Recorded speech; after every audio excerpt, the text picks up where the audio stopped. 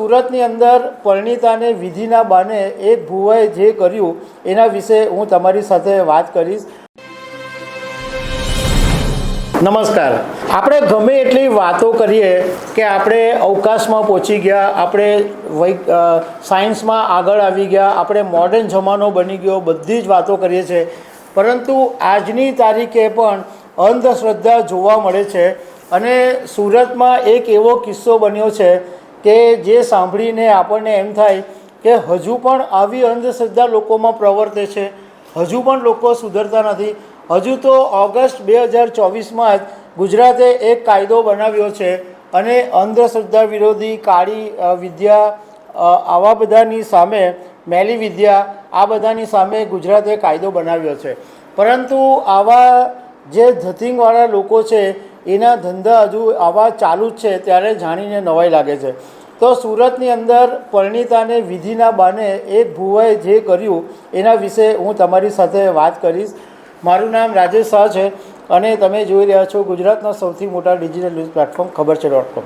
વાત થોડીક જૂની છે, જાન્યુઆરી મહિનાની વાત એમ બનેલી કે અમરેલી ધારીના એક ભુવો છે ભરત કુંજળિયા, એમના અહીંયા સુરતના કાપોદ્રા વિસ્તારમાં એક કોઈ સંબંધી રહે છે, તો એના ઘરે એનું આવવા જવાનું થતું હતું અને એ ત્યાં જાન્યુઆરીમાં આવેલો આ ભુવો, અને પછી એ પરિવારની સાથે બધી વાત કરી અને પરિવારે પાસે વિધિ કરાવવાનું કીધું કે તમારો યોગ પાકી ગયો છે, તમારા ભાગ્ય ખુલી ગયા છે, એટલે તમારે વિધિ કરાવવી પડશે।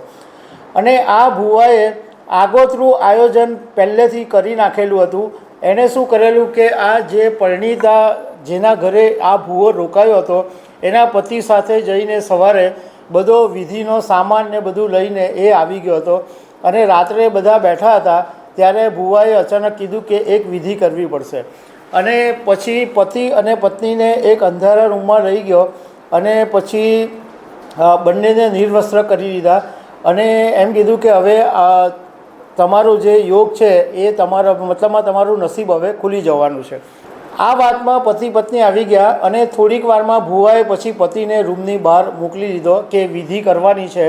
એટલે પછી જે પરિણીતા હતી એની સાથે આ ભુવાએ દુષ્કર્મ કર્યું અને જ્યારે પરિણીતાએ પોતાના પતિને વાત કરી અને એ પછી તો ભુવો ચાલ્યો ગયો હતો, તો પછી ભુવાને ફોન પર વાત કરી તો એ વખતે તો ભુવો આ ભરત કુંજળિયા છે એ કશું કબૂલતો નહોતો, ના જ પાડ્યા કરતો હતો કે ના મેં એવું કશું કર્યું નથી। પરંતુ જ્યારે આ વાતની ધારીના લોકોને ખબર પડી તો ધારીના લોકો એને માતાજીના મઢમાં લઈ ગયા અને એને અડધો ટકો કરી અને એના એના મોઢાની અંદર ચંપલ મુકાવીને એની પાસે માફી મંગાવી। એ પછી 7 માર્ચે ભુવાને સુરતમાં બોલાવ્યો અને ત્યાં સરપંચ બધાની સાથે હાજરીમાં ભુવાએ કબૂલાત કરી લીધી કે મારાથી ભૂલ થઈ ગઈ છે અને મેં પરિણીતા પર દુષ્કર્મ કર્યું છે। પોલીસે અત્યારે આ ભુવાની ધરપકડ કરી લીધી છે।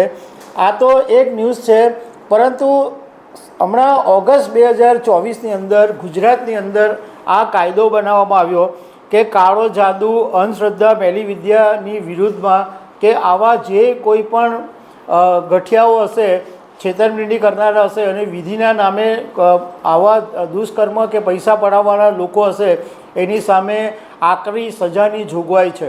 7 વર્ષ સુધીની સજા થઈ શકે છે અને 50,000 રૂપિયા સુધીનો દંડ થઈ શકે છે। પરંતુ લોકોએ એક વાત સમજી લેવાની જરૂર છે કે આવા ભુવાના ચક્કરમાં પડવાથી કોઈ ફાયદો થતો નથી। હવે જમાનો સુધરી ગયો છે એટલે તમારે અંધશ્રદ્ધાથી દૂર રહેવું જોઈએ। આવા ભુવાઓને કારણે કોઈ સંતાન પ્રાપ્તિ બી નથી થતી અને આવા ભુવાઓને કારણે કોઈ સફળતા કે કોઈ ભાગ્ય પણ ખુલતા નથી। તમારી મહેનત સિવાય કોઈ વિકલ્પ નથી, એ વાત તમારે સારી રીતના સમજી લેવાની જરૂર છે, નહીં તો આવા જે ભુવાઓ અને જે ગઠિયાઓ છે એ એમનો લાભ મેળવતા જ રહેશે। તો દર્શક મિત્રો, આવી અનેક વાતો સાથે અમે તમને મળતા રહીશું। Thank you very much.